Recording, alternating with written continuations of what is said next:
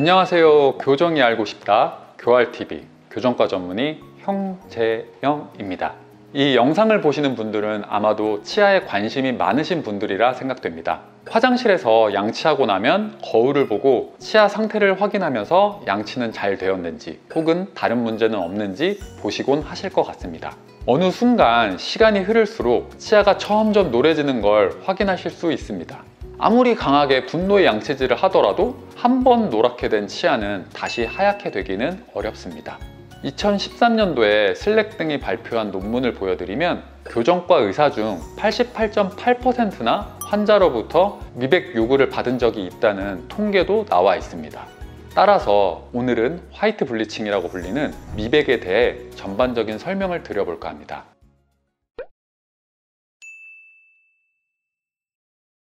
일단 기본적으로 치아의 색은 치아 구조를 알아야 이해하기 쉬운데 가장 바깥에 범랑질 층이 있고 그 안에는 상아질이 있는데 이 상아질의 색으로 인해 치아 색이 결정됩니다. 에나멜이라고 불리는 가장 바깥의 범랑질은 반투명한 유리 같기에 안쪽의 상아질 색이 치아 색으로 비쳐 보이게 되는 것입니다. 물론 범랑질의 두께나 투명함 정도에 따라서 약간은 달라 보일 수 있는데 이 때문에 어떤 조명빛 아래에 있는지에 따라서 치아 색이 다소 다르게 보일 수 있습니다.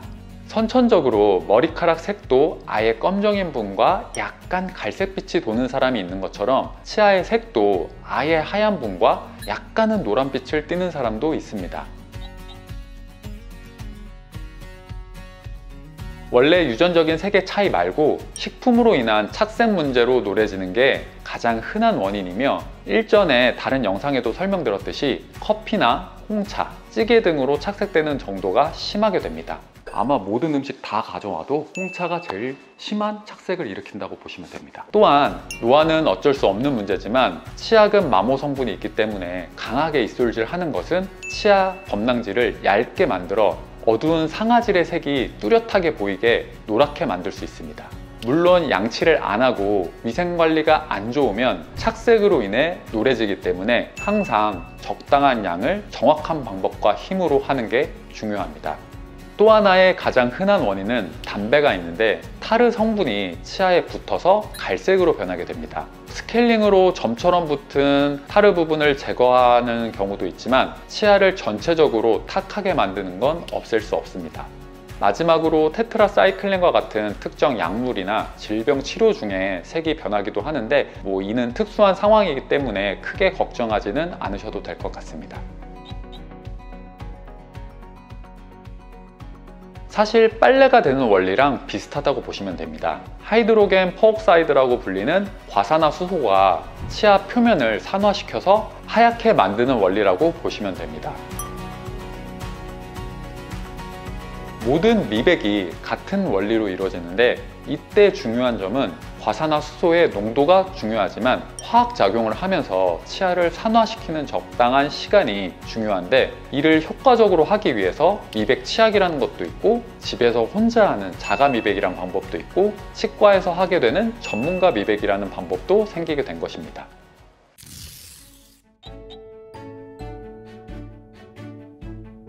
치아를 깨끗하게 하고 하얗게 만드는 성분이 포함된 치약을 말하는데 대부분은 과산화수소를 적당량 포함하고 있습니다. 여러 다른 성분도 있지만 식약처에서 인증한 미백 재료는 과산화수소 하나라고 보시면 되고 농도에 따라서 다양한 제품군이 있지만 보통 치약은 최대 3% 정도로 포함하고 있습니다. 가장 많이 문제되는 부분은 치아의 시림이 아닐까 생각됩니다. 너무 시리다 보면 치아가 아프다고 느끼시는 분들도 많기 때문에 중간에 사용을 멈추시는 분들도 덜어 있습니다. 또 하나의 문제는 잇몸이 안 좋아질 수 있는데 양치 시에 잇몸을 막고 할 수는 없기 때문에 치약이 단단한 치아뿐 아니라 잇몸에 화상과 같은 영향을 주기도 합니다. 그래서 치약에 허용되는 과산화수소의 농도를 낮게 할 수밖에 없습니다. 가장 큰 차이는 과산화수소의 농도 차이입니다. 치약은 진짜 높아봐야 2.8% 정도로 포함되어 있는데 미백 치약 제품 중에 35% 과산화수소수라고 써 있는 걸 본 적이 있는데, 이는 뒤에 수소수라는 말이 과산화수소가 포함된 물이라는 뜻이고, 결국 계산해보면 대략 2% 정도 내외로 포함된 제품이 대다수입니다.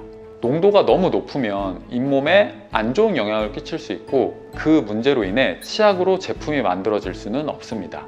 참고로 우리나라 식약처에서 안전성 문제로 인해서 치과에서 하는 전문가 미백에도 35%를 허가해 준 적은 없습니다. 대략 15% 정도 수준으로 사용하기를 권고하고 있고, 자가 미백제는 과산화 요소라는 걸 10% 정도로 규정하고 있습니다. 참고로 미국 치과의사협회는 자가 미백제의 과산화수소 농도를 6%로 하고 있고, 고농도는 전문가 미백으로 가능하게 하고 있습니다. 다시 본론으로 돌아와서 치약과 치과 미백의 가장 큰 차이는 농도의 차이가 가장 크다고 보시면 되고, 또 다른 중요 포인트는 잇몸과 같은 조직에 손상이 없게 보호를 하고 치아에만 특정적으로 미백제를 적용하는 차이가 있습니다. 치과에서 미백을 하면 그냥 약제 바르고 빗만 쏘는 것은 아니고, 잇몸에 댐이라는 보호제를 발라서 미백제가 그 부위로 흐르지 않게 합니다. 자가 미백제를 사용할 때도 치아 틀이 따로 있어서 틀 내에서만 약제가 남아있게 하는데, 이때도 주의해야 할 점은 잇몸에 미백제가 흐르지 않게 해야 됩니다. 물론 미백제가 닿고 나서 바로 닦으면 큰 문제는 없으나 시간이 지체되면 문제가 될 수 있습니다.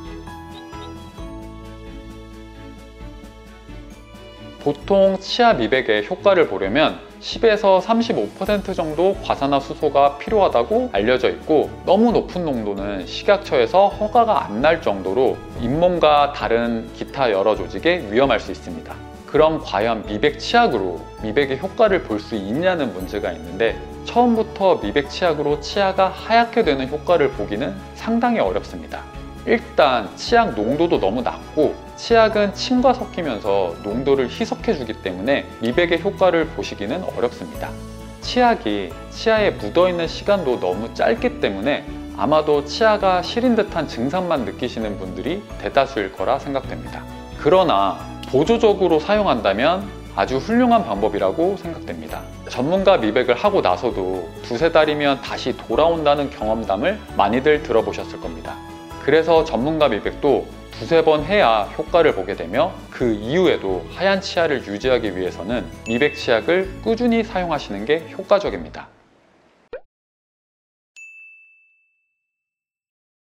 하얀 치아를 가지고 자신있게 웃는 모습을 영상에서 많이 접하다 보니 많은 분들이 미백에 대한 생각을 갖고 계신 듯합니다. 영상에 나오는 모습은 대부분 라미네이트라고 하는 가짜 치아이고, 본인 치아인 경우는 드뭅니다. 미백에 돈 몇백이 나갔다는 경험담도 쉽게 찾아보실 수 있을 텐데, 이 영상을 보시는 분들은 비용에 대한 낭비 없이 효과적인 방법으로 치아에 만족감을 얻으셨으면 하는 바람입니다.